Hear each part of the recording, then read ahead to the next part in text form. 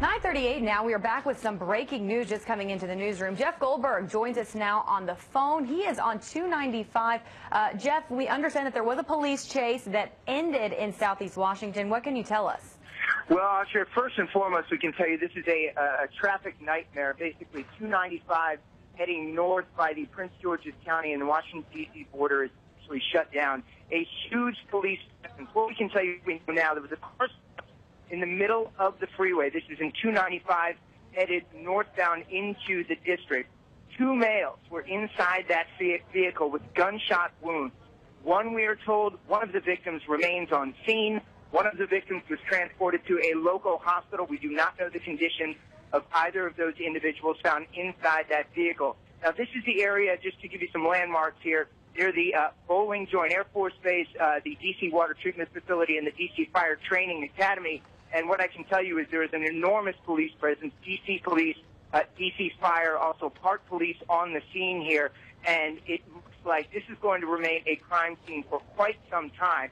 So in this area near, again, the Prince George's County and D.C. line, you have 295 headed north into downtown Washington, completely shut down.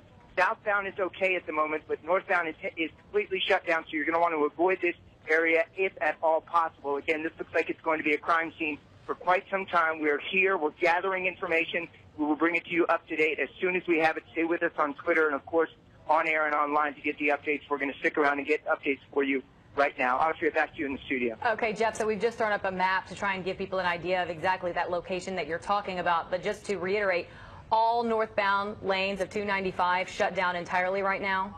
Yeah, it's completely shut down. And as I said, it looks like it's going to be that way for quite some time.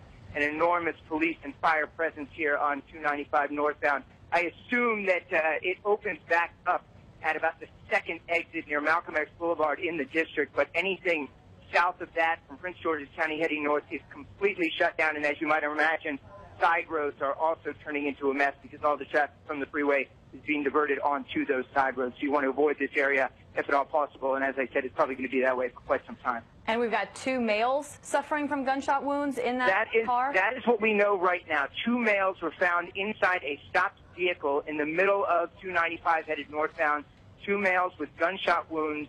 Again, one of the victims remains on the scene. One of the victims transported to an area hospital. We do not know the conditions of either of those men found inside that vehicle. Okay, Jeff Goldberg, there we go. We're just putting up some pictures now of this huge police presence that you are referring to, and we can see that traffic is at a complete standstill. As our Jumio Labanji has been reporting earlier, we understand that there was a police chase that may have ended in Southeast Washington. Of course, that's not exactly in this area that Jeff is talking about, right there on the Prince George's County line, but nonetheless could possibly be related to this car that was found with the two males suffering from the gunshot wounds inside of it.